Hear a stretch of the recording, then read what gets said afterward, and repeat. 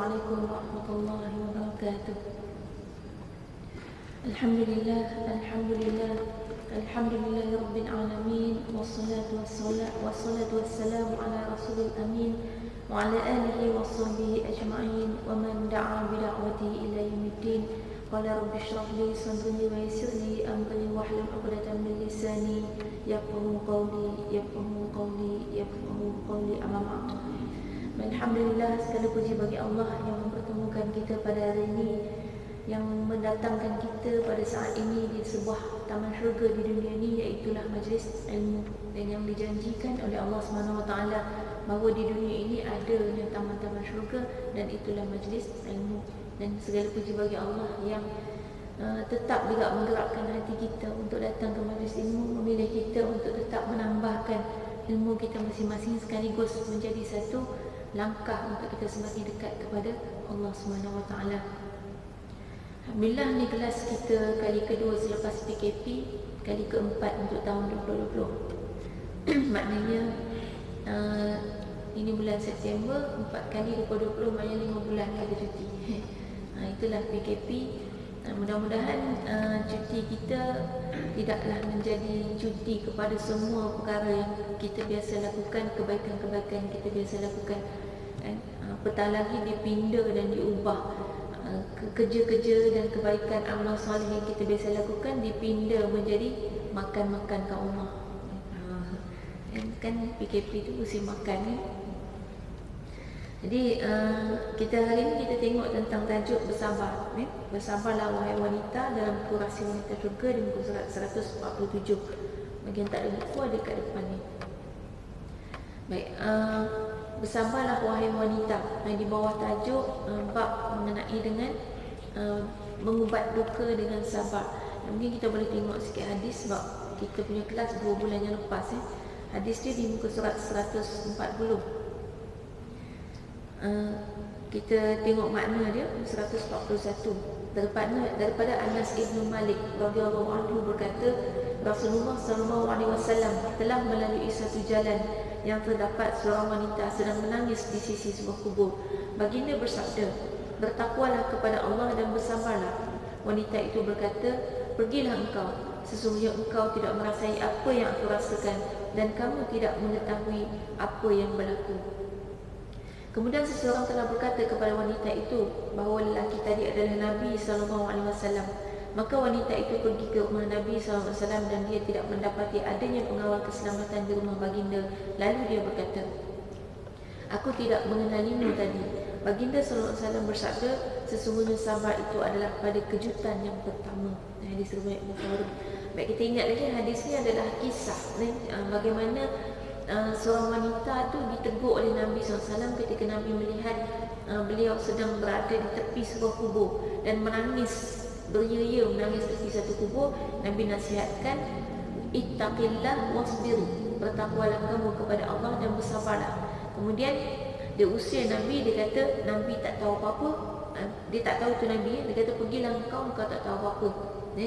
Dan kemudian bila wanita tu, dipendekkan cerita, wanita tahu itu Nabi, kemudian wanita pergi ke rumah baginda SAW dan minta maaf. Lalu baginda menyambung nasihatnya dengan mengatakan, sabar itu adalah pada dentuman yang pertama. Maksudnya sabar itu adalah pada saat kamu menerima musibah, saat kamu melakukan sesuatu perkara berlaku, masa tu juga kita bersabar. Itulah namanya sabar.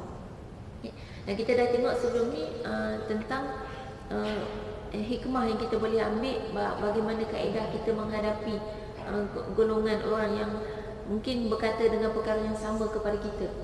Bila kita nasihatkan sabarlah, dia jawab kau tak tahu apa-apa. Jadi ada kaedahnya daripada hadis ni diajarkan kepada kita. Dan juga kita dah tengok tentang air mata ni, walaupun kita katakan air mata seolah-olah satu kelemahan, tetapi air mata juga menjadi satu kelebihan yang boleh membuatkan kita masuk ke dalam syurga Allah SWT. Air mata boleh membuatkan kita selamat daripada api neraka. Bahkan air mata yang menitis tu, air mata yang menitis kerana takutkan Allah, air mata yang berjaga kerana Allah, itu adalah air mata yang boleh memadamkan api neraka. Walaupun nampaknya air itu sikit, tapi api neraka boleh terpadam. Itu maknanya kelebihan air mata. Jadi jadikan air mata kita, kesedihan kita itu sebagai satu kelebihan. Jadi jangan jadikan dia kelemahan. Sebelum kita dah sebutkan bahawa tidak ada satu perkara pun dalam kehidupan dunia ni yang merupakan total kelemahan. Totally lemah itu tak ada. Dan totally kelebihan tak ada. Semua sifat adalah namanya sifat. Apa saja sifat yang ada pada kita itu adalah sifat yang sama ada nak jadi kelebihan atau kelemahan itu bergantung kepada bagaimana kita mengendalikan. Kita ambil contoh kalau diam atau peramah, yang mana kelebihan? Kalau kita nak ikutkan kelebihan, kita kata peramah tu kelebihan. Selalu orang kata peramah tu bagus, pendiam ni susah nak bergaul. Tetapi dalam Islam tak, bahawa peramah tu sifat, pendiam tu sifat.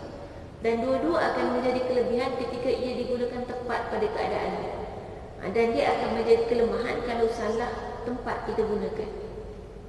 Contohnya orang peramah, dia kalau nak kerja dekat kaunter, kan? Dia nak kerja ataupun dia kerja guard. Guard ni tak boleh banyak cakap. Kalau tidak dia kata sibuk nak bercakap. Dia tak nampak orang nak lalu lalang, sibuk nak bercakap. Jadi ada setengah pekerjaan yang kita perlu cakap. Kalau tiba-tiba jadi resepsionis tapi diam, orang datang tanya-tanya, okey, ya, gitu-gitu je pun maknanya menjadi satu yang tidak sesuai dengan keadaan. Jadi air mata pun sama, tidak ada satu pun yang ada dalam diri kita Allah ciptakan sebagai satu kelemahan. Semuanya adalah sesuatu yang kita perlu olah menjadi kelebihan. Hatta kepada kalau kita tengok kekurangan fizikal yang ada pada sebahagian manusia, mungkin tak ada tangan, tak ada kaki, itu bukan kekurangan. Bahkan kita tahu kan ada seorang lelaki yang dilahirkan tanpa tangan dan kaki, kemudian menjadi motivator kan kepada dunia tu, dah viral lah kan? Dah pun berkahwin, dah ada anak. Maksudnya ketiadaan tangan dan kaki menjadi kelebihan dekat dia. Kelebihan kepada dia bila mana dia menyampaikan motivasi dalam keadaan tanpa tangan dan kaki tu, maka orang lebih mudah terima. Dan motivasi itu menjadi lebih berkesan kepada orang. Maknanya ketiadaan tangan dan kaki menjadi satu kelebihan kepada dia.